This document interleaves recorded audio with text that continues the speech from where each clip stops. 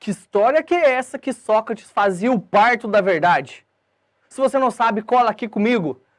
Craque Dasclos, professor Samu na área. Não se esqueça de já deixar o joinha aqui. Não se esqueça de se inscrever no nosso canal. E essa aula é uma continuidade do primeiro momento a respeito do pensamento socrático. Se você quer saber, não assista essa aula sem ver essa aula que já foi dada, inclusive está aqui no nosso canal. Beleza? Que fala sobre a introdução do pensamento socrático. Que história que é essa da maêutica? Que história que é essa de Sócrates produzir o parto da verdade? Craque Dasclos, o seguinte, Sócrates ele veio com aquela missão de vida de revelar a verdade para as pessoas e de levar as pessoas a saírem do senso comum, das falsas opiniões, das opiniões distorcidas. Mas como que ele fazia isso? O jeito com que ele fazia isso ficou conhecido como método socrático, que também pode aparecer aí como maiêutica, certo? Maiêutica vem de mãe, vem de maios, né? A ideia de mãe, de maternidade. O método socrático, a maiêutica, pode também aparecer aí como dialética socrática. De uma certa maneira, é o modo como Sócrates trabalhava com as pessoas, certo? E qual que era o objetivo desse método? Levar o interlocutor a descobrir suas ignorâncias, descobrir as suas limitações. Porque, para ele, o verdadeiro sábio é aquele que reconhece que não sabe tudo, é aquele que reconhece que ainda tem algo a aprender, tá? A mãe de Sócrates era parteira, craque Dasclos. E ele, observando ali a atividade da mãe, ele conseguiu fazer uma metáfora para a filosofia a respeito disso. Ele começou a perceber que era possível realizar um outro parto no ser humano, que era o parto da verdade, o parto do saber, o parto do conhecimento. Como que ele fazia isso? Basicamente em 3 passos. Qual que era o primeiro passo? Questionamentos curtos e provocativos.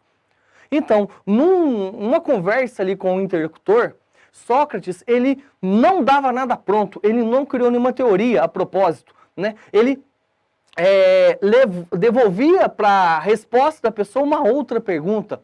Vamos imaginar assim que ele perguntou para a pessoa, você sabe o que é justiça? A pessoa diria, justiça é isso, isso, isso. Ele fala, mas como que isso é assim? Então ele sempre devolvia isso para a pessoa. E quando ele devolvia esse questionamento para a pessoa, né, a resposta era uma nova pergunta, ele usava de uma fina ironia. E essa fina ironia era uma espécie para provocar a mesma pessoa a levá-la a entrar em contradição.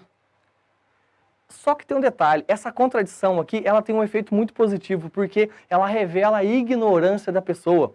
E a ignorância, aqui no contexto socrático, ela não tem o mesmo significado que tem nos dias de hoje, como algo negativo, como algo até pejorativo, inclusive.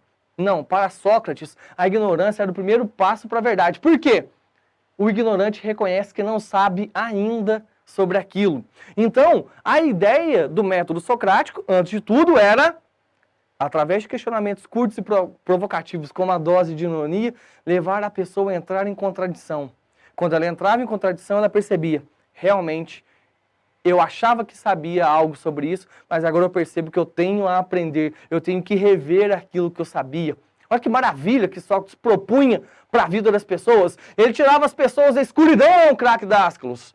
Só que tem um detalhe, nem todo mundo gostava disso. Pessoas começaram a ficar implicadas, começaram a não gostar daquilo que Sócrates estava fazendo em Atenas.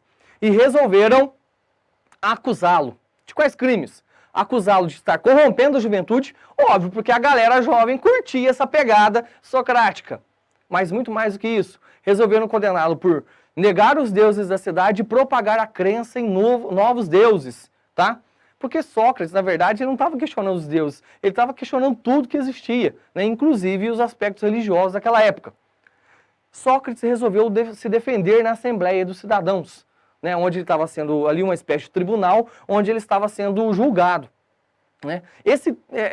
Essa defesa que ele faz das suas ideias está num brilhante texto platônico chamado Apologia de Sócrates. Aqui um detalhe, Sócrates não escreveu nenhuma linha, nada na sua vida. Tudo que nós conhecemos sobre ele é retratado por Platão nos seus escritos. Então, Sócrates é, na verdade, um retrato platônico, Platão que descreveu quem foi Sócrates. Que bom que a gente teve essa oportunidade. Então, Sócrates ali, voltando no contexto do seu julgamento, ele resolve defender-se, legislar em causa própria. Ele quis mostrar, com o método socrático, inclusive, né, levando ali aqueles que estavam os seus acusadores a entrar em contradição. Porém, o resultado foi trágico. Ele foi condenado à morte por meio de um método lá de ingestão de cicuta, que era uma espécie de um coquetel de plantas venenosas, né, que levava à morte, certo? Perguntaram para Sócrates: Sócrates, por que você está sendo acusado? Ele bradou: saibam todos que eu estou sendo acusado por dizer a verdade. Eu sou odiado em Atenas por dizer a verdade. Os discípulos de Sócrates procuraram uma maneira de fugir com ele, de sumir com ele, elaboraram um plano de fuga, tipo Prison Break, tá ligado? Só que Sócrates negou essa possibilidade. Por quê? Fugindo, ele estaria negando tudo aquilo que ele produziu. Então, craque Dascos, fica aqui a ideia. A maiêutica socrática vem provocar o parto do conhecimento, te tirar da escuridão, te tirar do senso comum. Porém, nem todos aqueles que se propõem a isso são bem aceitos na sociedade. Sócrates, o cara da filosofia antiga. Tanto que a filosofia antiga é dividida em antes e depois dele.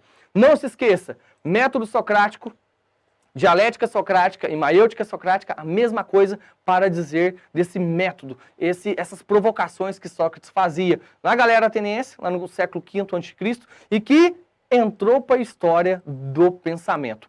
Forte abraço, mais uma vez, se inscreva no nosso canal, dá o joinha, procura a gente nas redes sociais, também estamos por lá. Nós do Dasclos temos a trilha da sua aprovação. Fica ligado que tem conteúdo novo por aí. Forte abraço!